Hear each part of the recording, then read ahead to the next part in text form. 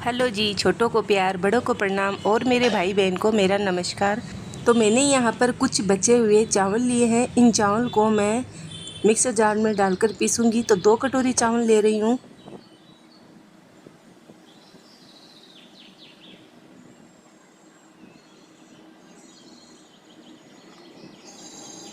Mixer jar में 2 कटोरी चावल भरकर डाल दिए हैं। अब 1 कटोरी इसमें दही डाल दूँगी।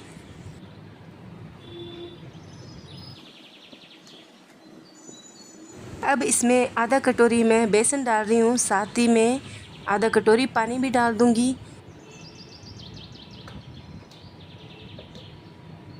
अब हम इसको दरदरा पीस लेंगे।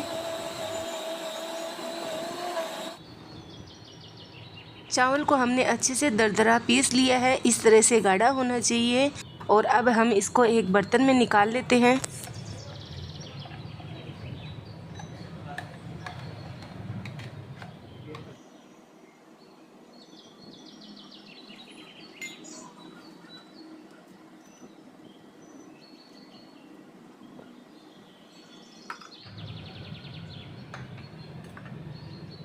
अब इसमें बारीक वाली सूजी भी डाल देंगे, 2 चम्मच।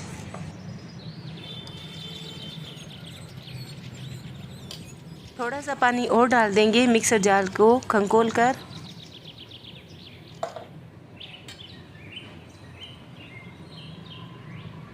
अब हम सभी को अच्छे से मिक्स कर लेंगे।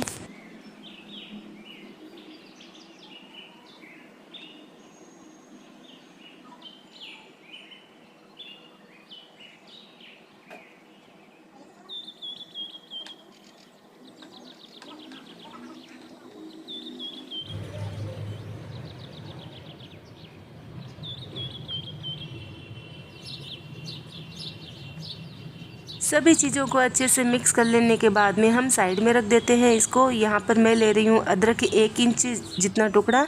इसके मैंने टुकड़े कर लिए थे छोटे छोटे। और 2 ले रही हूँ हरी मिर्च। इन दोनों को हम अच्छे से कूट लेते हैं ओखली में।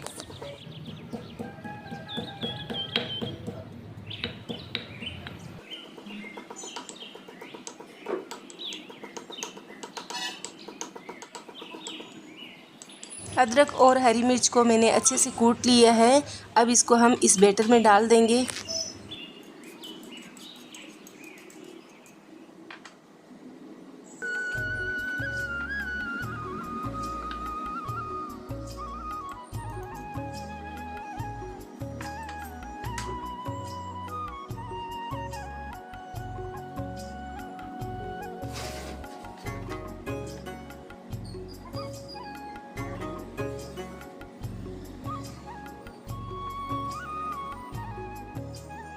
हरी मिर्च और अदरक को अच्छे से इसमें मिक्स कर दिया है। अब इस तरह से दिख रहा है हमारा बैटर। तो 10 मिनट के लिए रेस्ट पर रख देते हैं साइड में।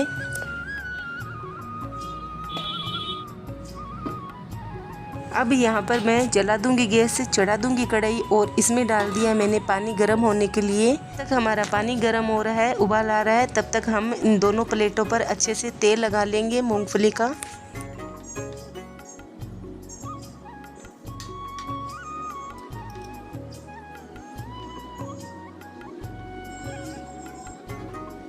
दोनों प्लेटों पर अच्छे से मैंने तेल ग्रीस कर दिया है। अब इसको साइड में रख देते हैं। और यहाँ पर हमारा जो बैटर है इसमें डाल देंगे हम आधा चम्मच साबुत जीरा, काला नमक आधा चम्मच इसमें चिली फ्लेक्स डाल देंगे। साथ ही में डाल देंगे थोड़ा सा 1 पिंच जितना हींग। और डाल देंगे इसमें हम 2 पिंच जितना मीठा सोडा। सबको डालने के बाद में अच्छे से मिक्स कर लेंगे। बैटर हमारा थोड़ा सा गाढ़ा होना चाहिए, पतला बिल्कुल भी नहीं होना चाहिए। तो ये हमारा जो बैटर है अच्छे से गाढ़ा है।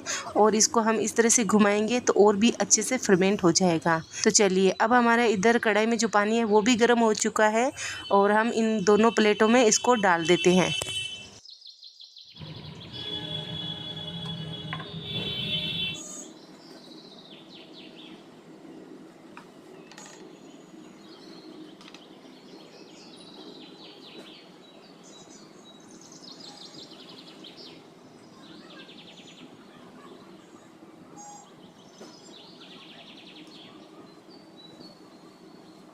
दोनों प्लेटों में मैंने अच्छे से बराबर बैटर को डाल दिया है और इस तरह से थोड़ा सा टेप करेंगे और इस कढ़ाई में रखने के लिए चलते हैं।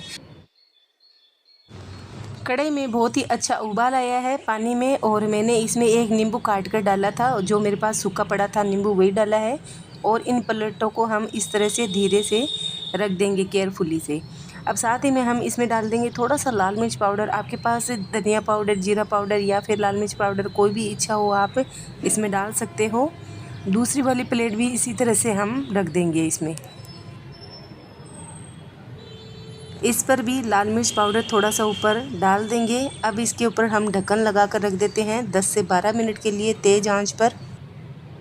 अब यहाँ पर इसके साथ में खाने के लिए मैं चटनी बना रही हूँ, तो उसके लिए मैंने 3 चम्मच मूंगफली के दाने लिए हैं, 2 चम्मच चना दाल लिए है, 1 चम्मच उड़द दाल ली है। इनको हम अच्छे से सेक लेंगे धीमी आंच में।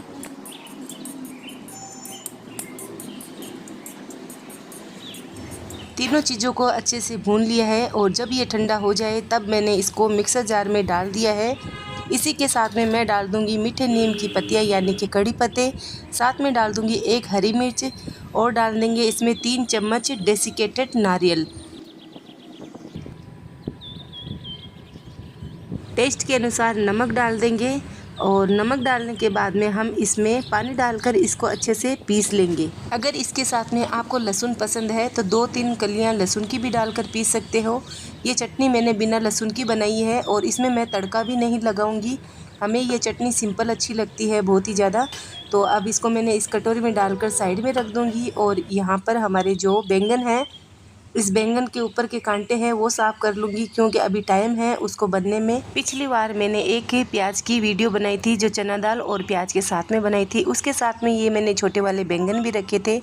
तो मैंने इसकी रेसिपी आपके साथ उस टाइम शेयर नहीं की थी, तो आपके बहुत सारे कमेंट आ रहे थे कि वो छोटे वाले बैंगन कहाँ गए जो आपने सजा कर रखे थे। उस टाइम तो मैंने आपको इस रेसिपी की वीडियो शूट करके नहीं दिखाई थी क्योंकि मेरे पास इतना टाइम नहीं था और मुझे बाहर भी जाना था। तो आज आपके साथ इस रेसिपी को भी मैं शेयर कर रही हूँ। बहुत बार पहले भी किया था और मेरी वीडियो इसमें मिलियन में गई थी, उसके लिए भी मैं आप सबका तहे दिल से शुक्रिया करती हूँ। तो सभी बैंगनों के मैंने कांटे हटा दिए हैं और 2 पानी से धो भी लिया है। अब मैंने साफ पानी लिया है एक बर्तन में, उसमें मैंने नमक डाला है ताकि हमारे जो बैंगन हैं काले नहीं पड़े। अब ये बराबर साइज़ में हम इन बैंगनों को काटेंगे लंबे साइज़ में। एक बैंगन के 4 भाग करेंगे, अगर बड़े हैं तो हम 6 भाग करेंगे। अब इस बैंगन को काट कर जो बीच में डंठल रहता है ऊपर की साइज़ में, वो डंठल हटा देंगे। आपको पसंद है तो रख सकते हो और नहीं पसंद है तो इनको हटा भी सकते हो। एक बैंगन के मैंने 4 भाग किए हैं और बड़ा बैंगन है तो मैंने इसका 6 भाग किया है, क्योंकि बराबर साइज़ में कटने से क्या होता है ना, बैंगन हमारे बराबर साइज़ में सीजेंगे, नहीं तो कुछ पक जाते हैं और कुछ थोड़े से कच्चे रह जाते हैं। सभी बैंगन को मैं इस तरह से ही काटूंगी और ऊपर के डंठल हटाते जाऊंगी। साथ ही मैं एक बात बता देती हूँ, हमारे यहाँ बैंगन जो नहीं लेकर आते हैं ना सुबह सुबह, उन बैंगनों में एक में भी कीड़ा बिल्कुल भी नहीं निकलता है। ये जो कांटे वाले बैंगन है ये हमारे राजस्थान में इसकी उगाई होती है और यहाँ पर ये जो बैंगन है बहुत ही टेस्टी बनते हैं। ज़्यादातर राजस्थान में ये बैंगन है छोटे वाले यही खाते हैं, कांटे वाले ये खटूमरे भी बहुत ज़्यादा बनते हैं। मैंने सभी बैंगन को काट लिया है और इनको साइड में रख दिया है। यहाँ पर मैंने 2 बारीक प्याज भी काट कर लिए हैं और 2 टमाटर भी काट लेंगे। और अगर आपको इसमें टमाटर पसंद नहीं है तो स्किप भी कर सकते हो। अब इन बैंगनों को हम इस थाली में निकाल लेंगे।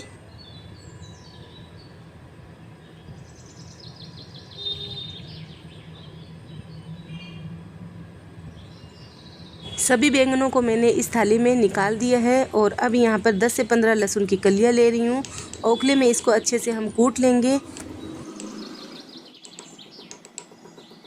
लहसुन को मैंने अच्छे से ओखले में कूट लिया है, इसको हम साइड में रख देते हैं। यहाँ पर बैंगन में मैं डाल रही हूँ 1 चम्मच भर के लाल मिर्चों का पाउडर, आधा चम्मच हल्दी पाउडर, टेस्ट के अनुसार नमक डाल देंगे 1 से 1.5 चम्मच और साथ ही में डाल देंगे हम इसमें 1 चम्मच धनिया पाउडर। अब डाल देंगे हम इसमें ओखली में कूटा हुआ लहसुन,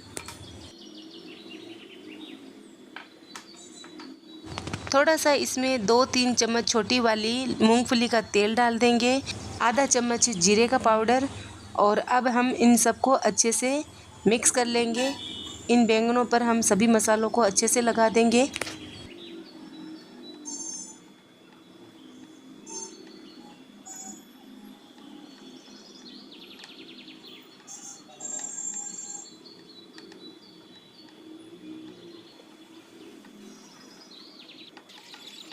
इस तरह से सभी बैंगनों पर मसाले अच्छा से लग चुके हैं। इनको हम साइड में रख देते हैं। इधर हमारा नाश्ता भी बनकर तैयार हो चुका है। एक बार चेक कर लेते हैं तो हमारे चाकू पर ये इदड़ा यानी कि इडली बिल्कुल भी नहीं चिपक रहा है। तो अब इन प्लेटों को हम बाहर निकाल लेते हैं। यहाँ पर हमारे कढ़ाई में नींबू डालने की वजह से साफ़ है। तो अब इसको हम नीचे उतार लेते हैं। यहाँ पर हम दूसरी कढ़ाई चढ़ा देंगे। तो जला देंगे गैस, चढ़ा देंगे कढ़ाई और इसमें डाल देंगे मूंगफली का तेल यानी कि पीनट का तेल। तेल अच्छे से गर्म हो जाए तब इसमें डाल देंगे जीरा। जब जीरा अच्छे से चटक जाए तब इसमें डालेंगे कुछ लहसुन की कलियाँ बारीक की हुई और एक हरी मिर्च डाल देंगे बारीक कटी हुई। ये इन दोनों को अच्छे से हम भून लेते हैं तेल में। साथ ही में कटा हुआ इसमें प्याज भी डाल देंगे। प्याज को हमें गोल्डन ब्राउन होने तक पकाना है।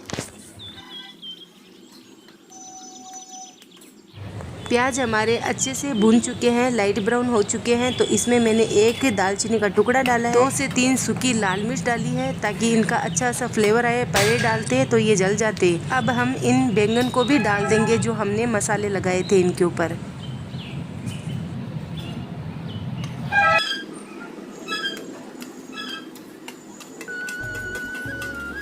सभी बैंगन को मैंने डाल दिया है और मसाला भी डाल दिया है इसी के साथ में जो थाली में बचा हुआ था।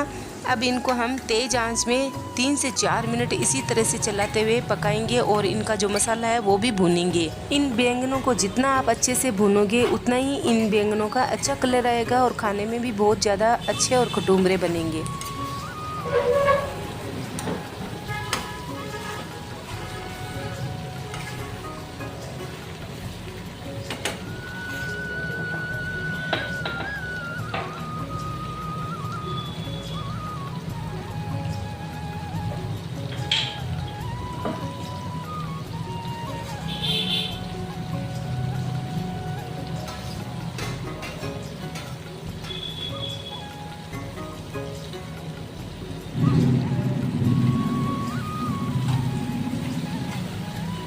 बैंगनों को भूनते हुए मुझे 3 से 4 मिनट हो चुके हैं।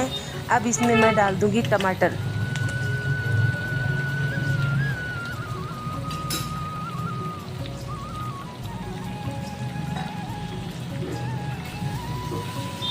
टमाटर को भी हम अच्छे से भूनेंगे। पहले हम इनको डाल देते टमाटर को तो हमारा जो मसाला है वो नहीं भुन जाता। तो मैंने अभी डाला है ताकि मसाले भी भुन चुके हैं और ये टमाटर भी अब अच्छे से भुन जाए।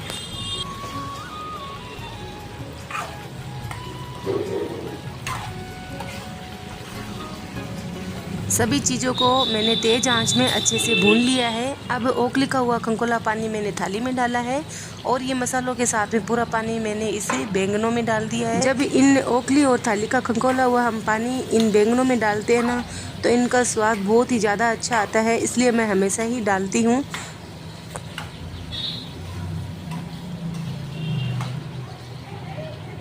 पानी डाल देने के बाद में सभी चीज़ों को अच्छे से मिक्स कर दिया है। अब हम इसके ऊपर ढक्कन लगा कर रख देते हैं 5 से 6 मिनट के लिए धीमी आंच में।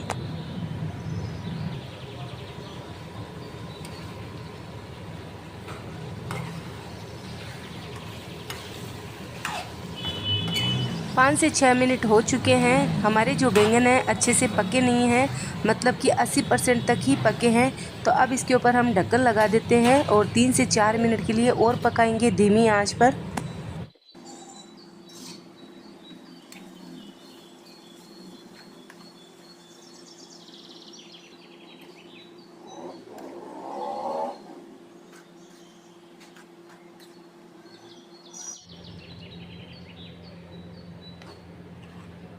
बैंगन हमारे अच्छे से पक चुके हैं और ज़्यादा इससे ज़्यादा पकाओगे तो ये बिल्कुल भी टेस्ट खो देंगे अपना। इससे ज़्यादा बिल्कुल भी नहीं पकाना है। जब बैंगन आपको खड़े खड़े थोड़े से दिखे ना तभी बैंगनों का टेस्ट आता है। तो इनको मैं आपको इस तरह से पेश कर भी दिखा रही हूँ बैंगन हमारे कितने अच्छे से पक चुके हैं। इन बैंगनों को आप चावल के साथ, पूड़ी के साथ, परांठे के साथ या फिर बाजरे की रोटी के साथ में खाओ, मज़ा ही आ जाएगा। तो अब इनको हम नीचे उतार देते हैं कढ़ाई को ढक्कन लगाकर। यहाँ पर हमारे जो इदड़ा यानी कि इडली है ये भी ठंडी हो चुकी है। अब इसको हम काट लेते हैं।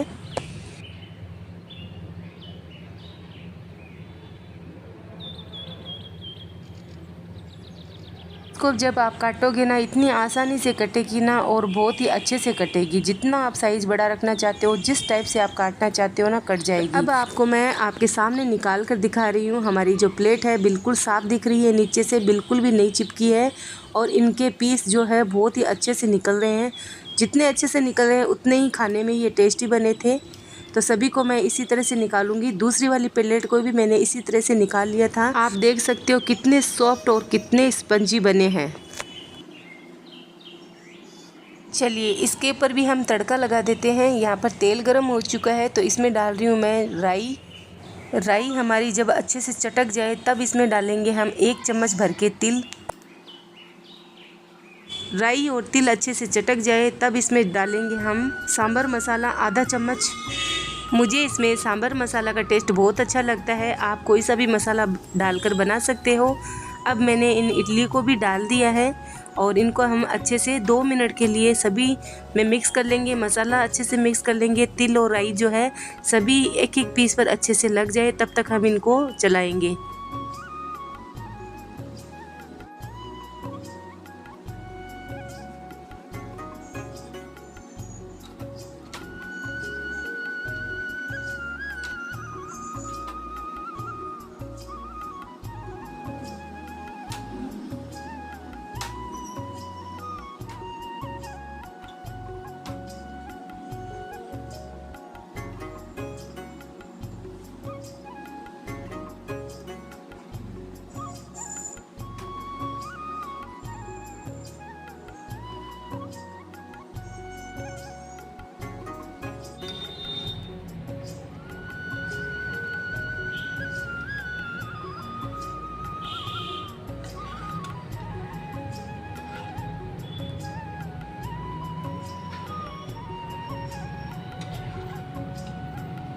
ये हमारा नाश्ता बनकर तैयार हो चुका है। अगर आपके पास इडली सांभर का मसाला जो नहीं हो तो आप कोई सा भी मसाला डालकर बना सकते हो, जो आपको मसाला पसंद हो।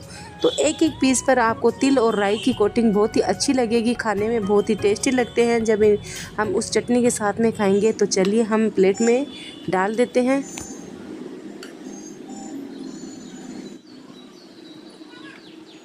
तो चलिए हमारे नाश्ते की प्लेट जो है बनकर तैयार हो गई है बच्चों की। आप इसको दही के साथ में भी खा सकते हो, टमाटो केचप के साथ में खा सकते हो या इमली की चटनी के साथ में भी खा सकते हो। ये सब के साथ में बहुत ही अच्छी लगेगी। हमारे घर में ज़्यादातर नारियल की चटनी बहुत पसंद करते हैं तो मैं हर बार इसके साथ में टमाटर या फिर नारियल की चटनी बनाती हूँ। आप किसके साथ में खाना पसंद करते हो तो ज़रूर कमेंट करके बताइएगा। ये नाश्ता करने के बाद में मैं अपने दोनों बेटों के साथ में कोचिंग गई थी। वहाँ पे उनके जो टीचर हैं उनके साथ मेरी मीटिंग थी। वहाँ से आने के बाद में यहाँ पर मैंने गेहूं की रोटियाँ भी बनाना चालू कर दिया है। बच्चों के कोचिंग सेंटर है जो हमारे घर से 7 से 8 किलोमीटर दूर है, तो आने जाने में थोड़ा टाइम लग जाता है। इसीलिए हमने नाश्ता बनाकर खाकर गए थे और हमारे परिवार में जिनको नाश्ता नहीं करना था उन्होंने भी खा लिया था, क्योंकि उनको भी बहुत ही ज़्यादा अच्छे लगे थे, टेस्टी लगे थे। एक बार आप भी ज़रूर बनाकर खाइएगा, बहुत ही अच्छी लगेंगे, टेस्टी लगेंगे।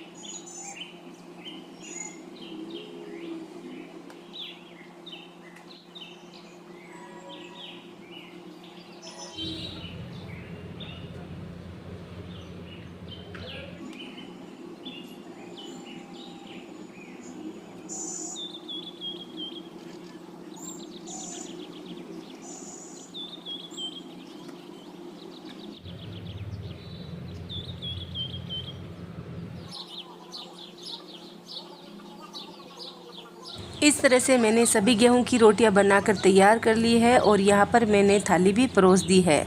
इस बैंगन की सब्जी को आप बिना मसालों के यानी कि बिना गरम मसालों के बनाकर खाइएगा, बहुत ही अच्छी, सिंपल और बहुत ही टेस्टी लगेगी।